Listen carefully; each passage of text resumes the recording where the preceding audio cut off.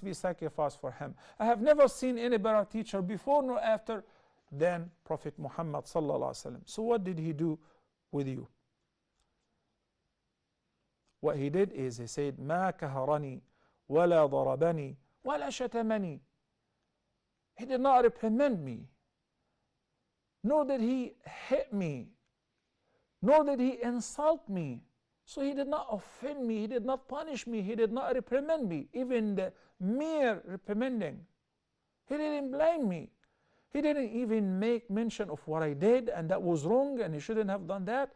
He spoke in general in a very nice way. Obviously, that reminds us with even a worse situation when the Bedouin passed urine in the masjid and how the Prophet ﷺ reacted to that. Well, he didn't reprimand the guy, rather he ordered the companions who ran to beat him up, throw him out of the masjid. He said, لا تهزموه. Don't scare him off.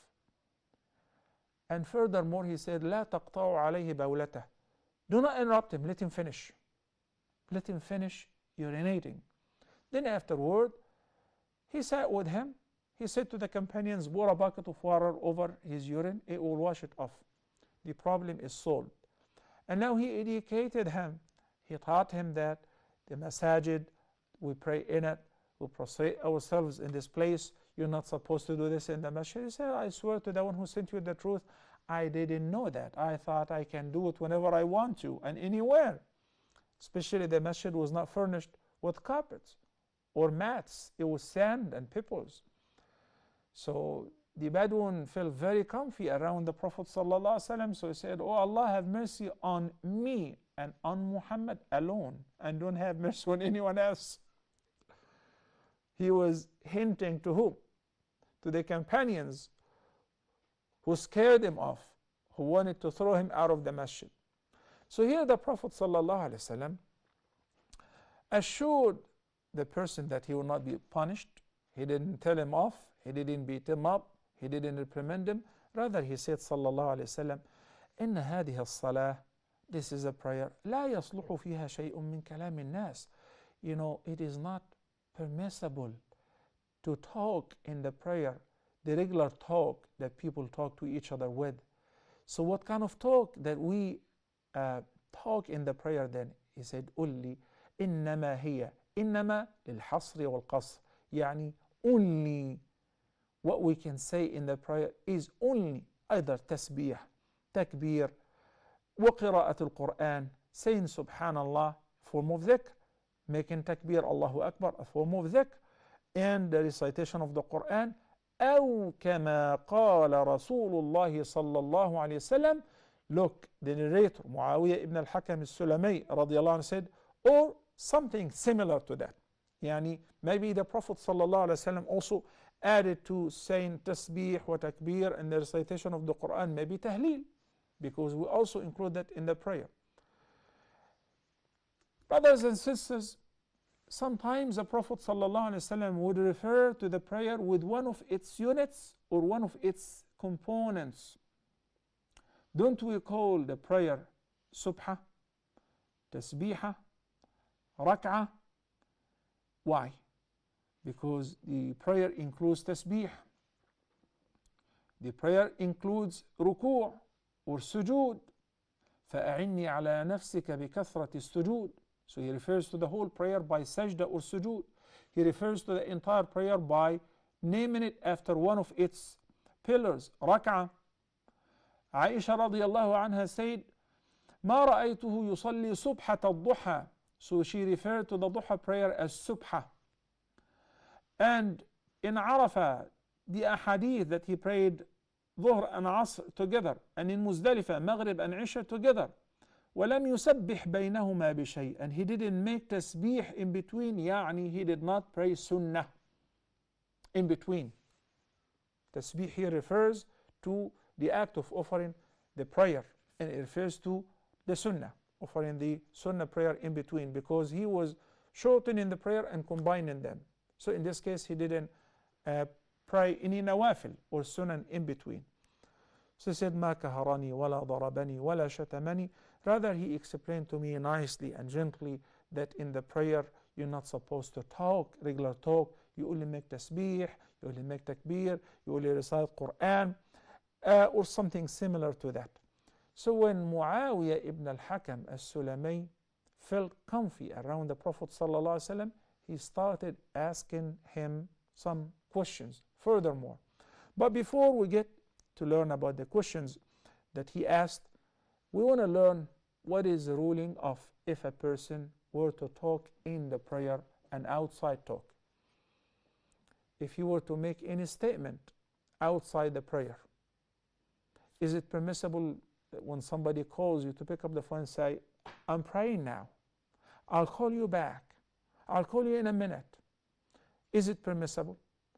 Is it permissible when you see a danger, when you see something that is going to happen, to utter a word outside the prayer other than the prescribed adhkar? We will learn about that inshallah soon after we come back from a short break. Please stay tuned.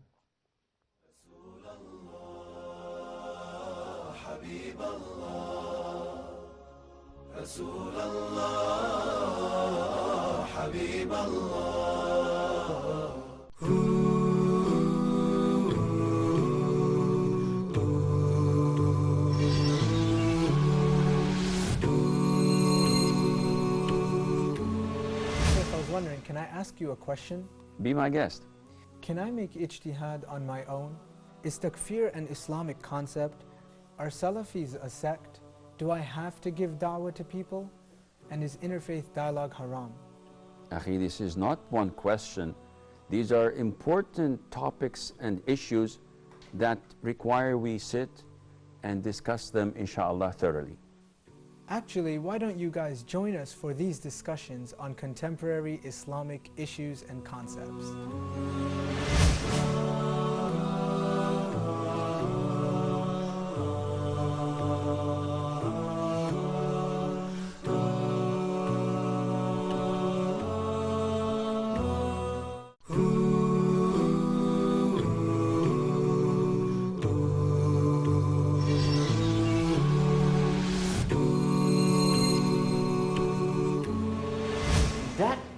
Of category is one of these 7 people who will be under the shade when there is no shade but Allah's shade on the Day of Judgment. Scholars of Arabic language explain the meaning of the word haya. They said it's the fear of something that's shameful. At the same time you try to solve your problems, then you will see the results. And the advantage is sticking to the sunnah. When you stick to the sunnah, that's when you see the advantage. But could you elaborate more? What do you mean, sticking to the sunnah? They commit a lot of, major sins, because the problem is that they try to convince you by saying, Wallahi is the best, Wallahi it is the best, you won't find anything like it, So you're going from a sin to another sin, to a greater sin. Man, it's been over 1 hour, I'm waiting for you. Okay, bro, it's not a big deal. At least you should have called. Oh, not again. Don't get too serious. عباد الرحمن الذين يمشون على الأرض هونا وإذا خاطبهم الجاهلون قالوا سلاما. So let's get inspired, let's get motivated to worship Allah in the best way. Let's get motivated not only to worship Allah in the best way, but to race to do good deeds. Join us in this program, Islamic Motivation, by your brother, Rayyan Arab, exclusively on Huda TV.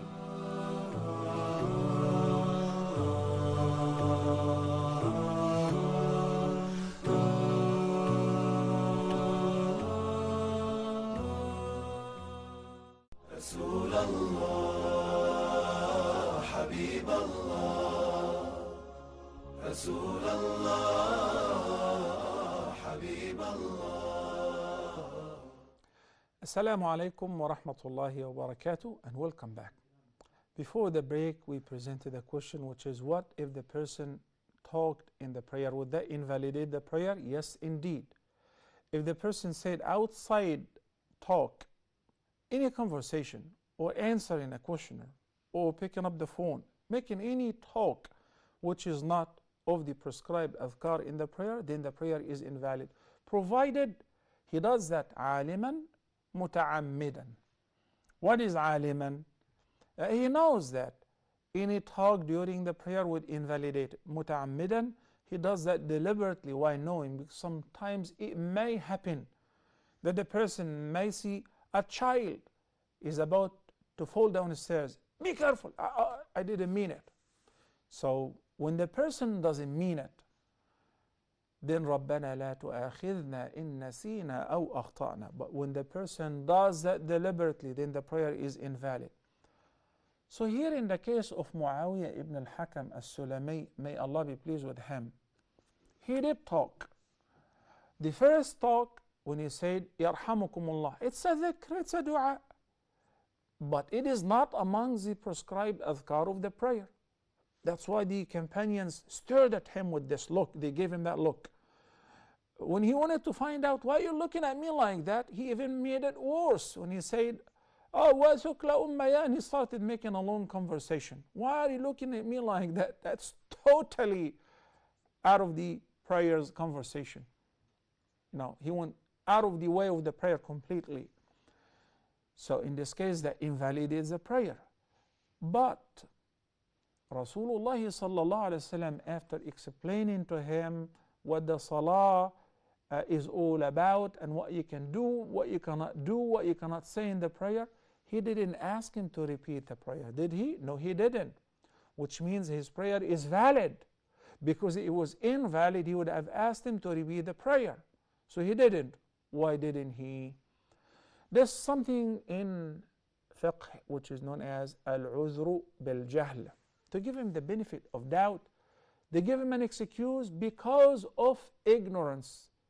Look, in the following question he would say, Ya Rasulullah, inni hadithu ahdin bijahiliya. I've just accepted Islam recently. I'm a freshman.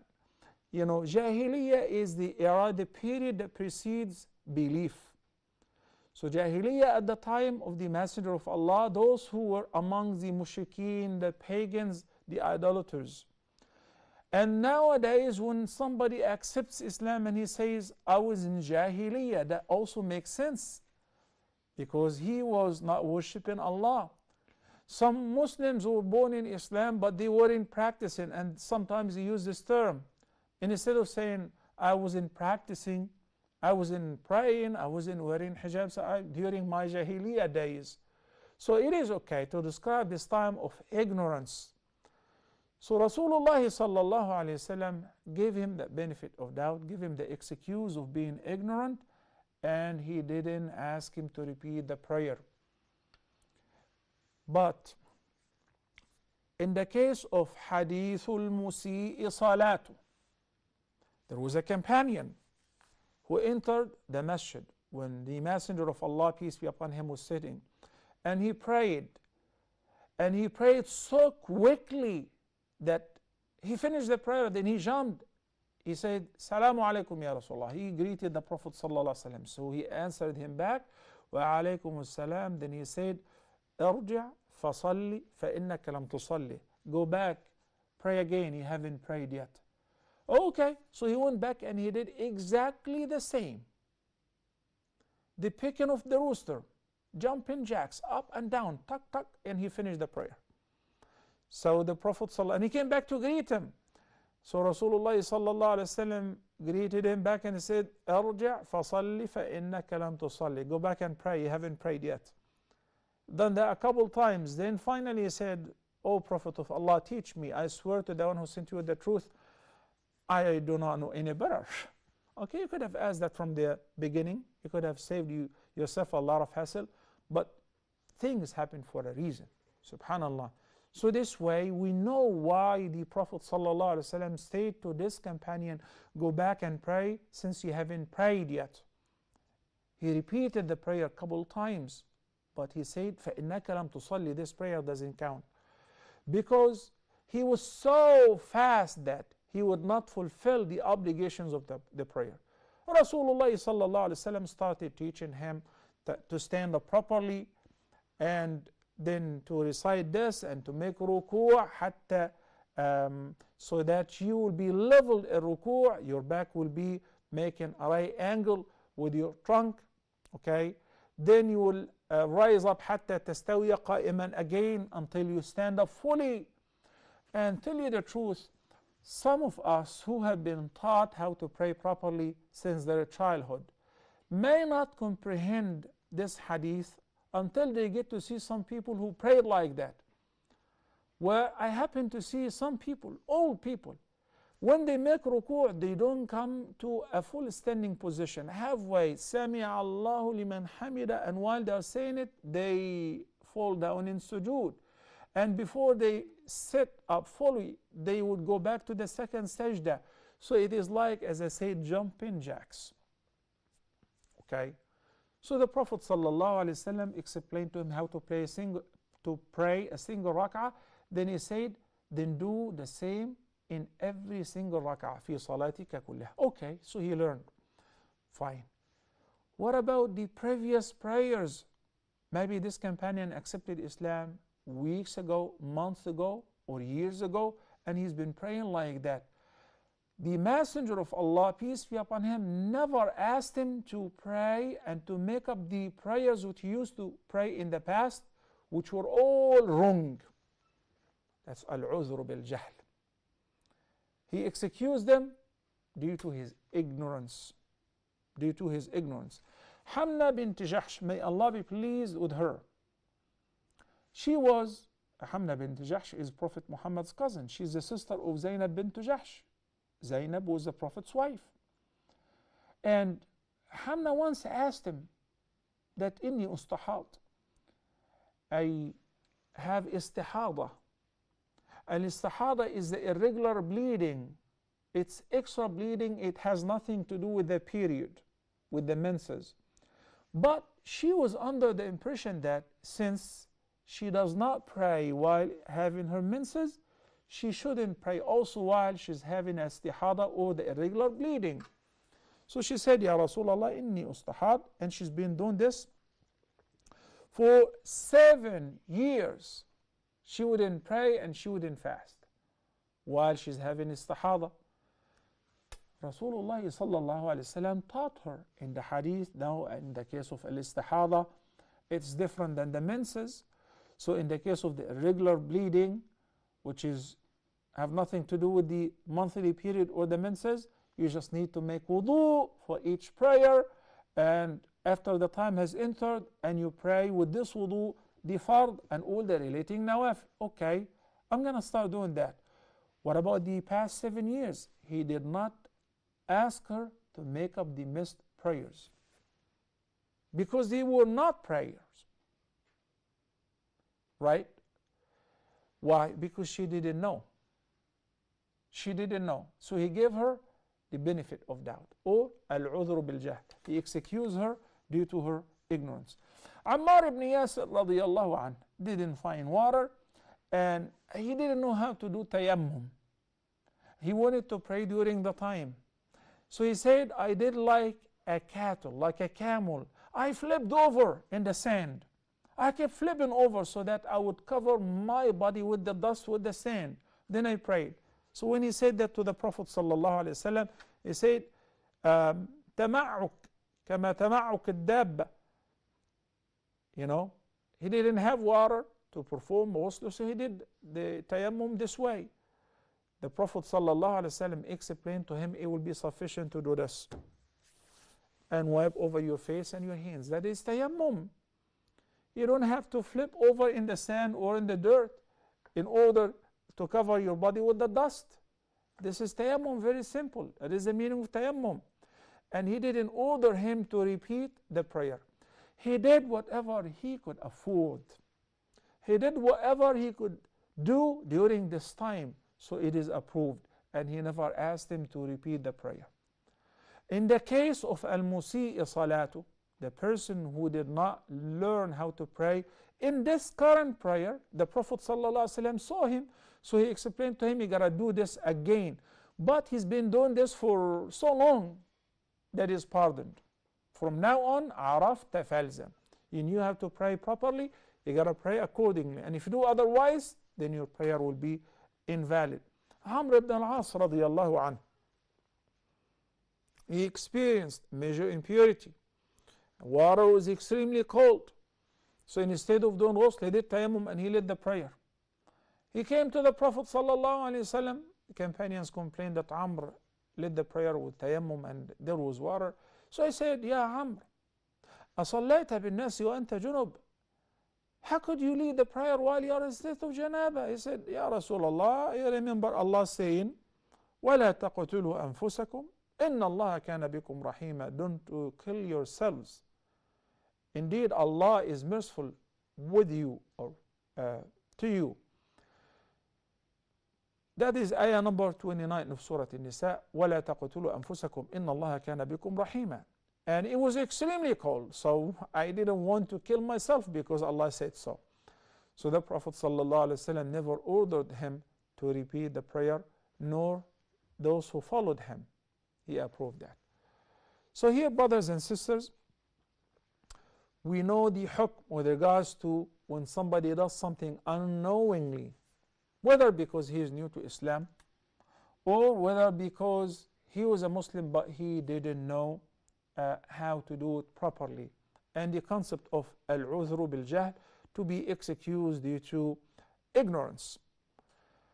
Muawiyah ibn al-Hakam al-Sulami, the main man of this incident, this companion who was new to Islam, when he felt the comfort around the Prophet ﷺ and how he was so nice in educating him, it encouraged him to ask further questions. And that's why he began by saying, Ya Rasulallah, inni hadithu ahdin bi jahiliyyah. I have just recently accepted Islam, and وَإِنَّ مِنَّا رِجَالًا يَأْتُونَ الْكُهَانِ.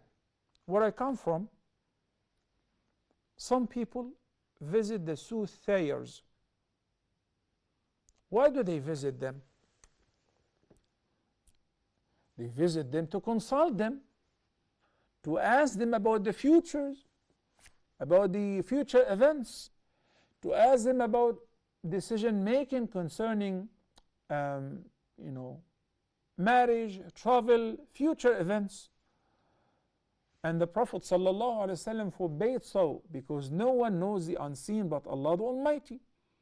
And whoever visits a kahin or a arraf, a soothsayer or a fortune teller, and he believes in his consultation, has indeed disbelieved in the message which was revealed to Prophet Muhammad sallallahu alaihi wasallam. من أتى كاهنا أو عرافا فصدقه فقد كفر بما أنزل على محمد صلى الله عليه وسلم. This is a very serious sin, brothers and sisters. It is not like any other sin. It's a matter of disbelief.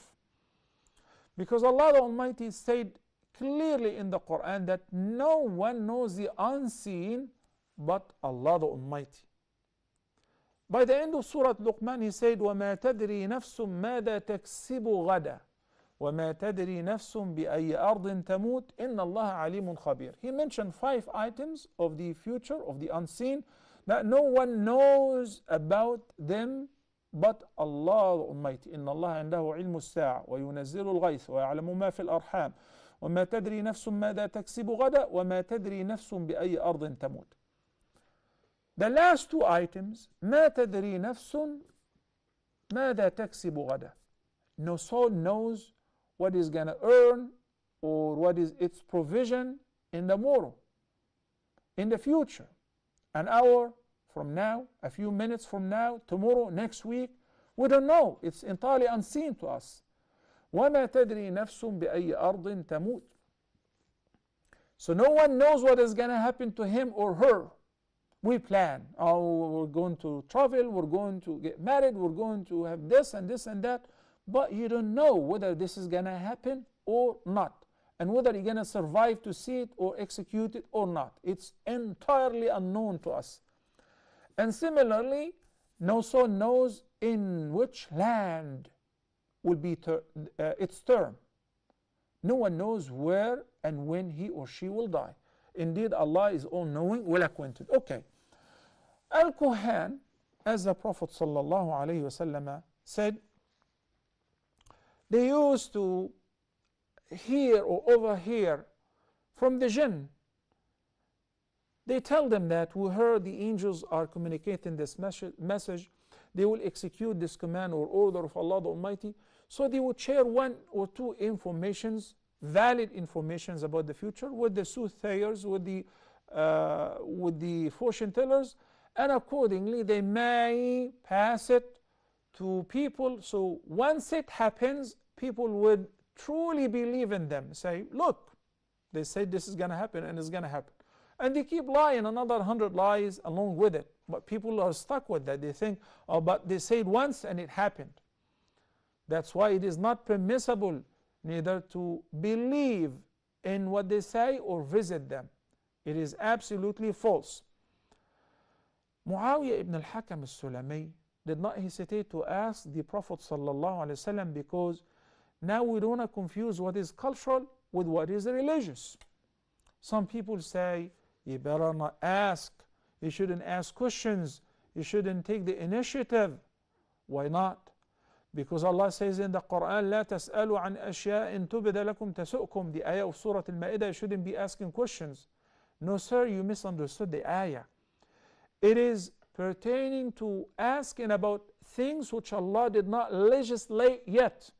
Like in the case of the Hajj, when Al-Aqra' ibn Habis asked the Prophet ﷺ during his farewell speech, when he was saying, "O people, Allah have ordained Hajj upon you, so you must perform Hajj." And he kept bugging him, "Oh, do we have to perform Hajj every year? Do we have to perform Hajj every year?" And the Prophet ﷺ kept neglecting his question until he finally, he bothered them so much, he said, "If I say yes, it would have become mandatory upon you. دعوني ما تركتكم." As long as I didn't say every year, why do you keep pushing? But we want to know whether this is right or wrong. So he said, no, this is wrong. Don't go to them. فلا تأتهم. Even if people go to the fortune tellers and consult them, don't do that. This is wrong. فقلت ومنا رجال يتطيرون. And there are others who believe in omen. They are affected with the bad omens. Pessimistic. What is at-tiyara? At-tiyara is forbidden. The Prophet ﷺ said, لا عدوى ولا طيرة. And here he said, they should not be influenced by the omen. What is at-tiyara? At-tiyara is a practice that was very common before Islam amongst the pagans to help them make a decision. So they used to fly a bird. If the bird flies right, in the right direction or to the right direction, that's a sign of go ahead and do it. But if the bird were to fly to the left side, that's a very terrible sign. Do not proceed on. Stop every business. Change your mind. Don't marry this woman. Don't travel. Don't invest in this field. Amongst the bad omens also seeing certain things. They believe that seeing an owl or a black crow or a black dog, these are all signs of terrible things that will happen. They used to see, if they see a one-eyed blind man or a blind man, they would not even leave their homes the rest of the day. They wouldn't go to work. Why? If I leave, something terrible will happen to me. Why? Because I saw this blind man or this crow or this black cat.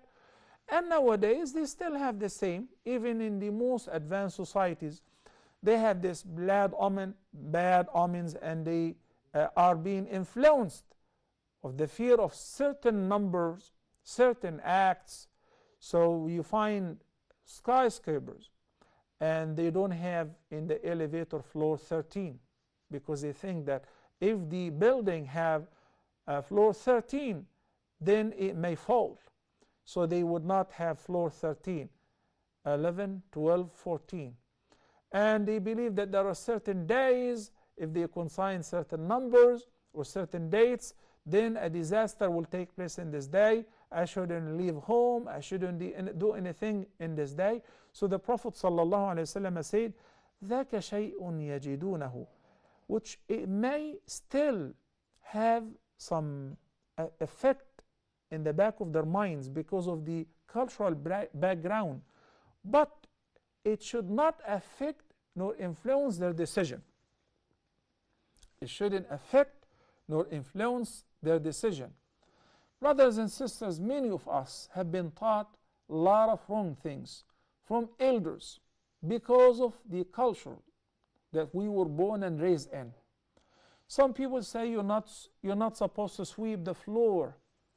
You're not supposed to clean at night. You're not supposed to get your hair cut on a certain day or a certain hour. You're not supposed to clip your nails in the darkness. Things of this nature. These are all cultural. They have nothing to do with Islam. لا عدوى ولا طيرة. We shouldn't believe in these omens. We shouldn't be affected by the bad omens. Rather, we should put our trust in Allah subhanahu wa ta'ala. As I said in the beginning, this hadith is very rich, and it wasn't limited only to the act of at-tashmit or saying yarhamukallah to somebody who sneezes in the prayer, and we know that this is forbidden. In the prayer, you're not supposed to say anything outside the adhkar of the prayer. We also learn the concept of al-udhru bil-jahl, and since he did not know, he was pardoned. The Prophet ﷺ, also the greatest teacher, did not reprimand him, did not blame him, did not insult him for what he did. Rather, he taught him with full kindness and gentleness, to the point that he said, may my parents be sacrificed for him. I have never seen any better teacher than him before or even after. Sallallahu Alaihi Wasallam. Then it gave him the courage to ask very important questions, which helps us nowadays, brothers and sisters, to know that it is not permissible to visit or take the advice or to consult any fortune tellers, future tellers, palmists, or soothsayers, nor is it permissible to be affected by the bad omens. May Allah the Almighty teach us what we don't know. May Allah guide us to what is best and keep us rightly guided on His straight path. أقول قولي هذا وأستغفر الله لي ولكم وصلى الله على سيدنا محمد وعلى آله وصحبه وسلم والسلام عليكم ورحمة الله وبركاته. رسول الله حبيب الله Allah, our God, is the greatest, the one and only glory to Him. He wanted humans to be the best and give His best religion to them. Allah, our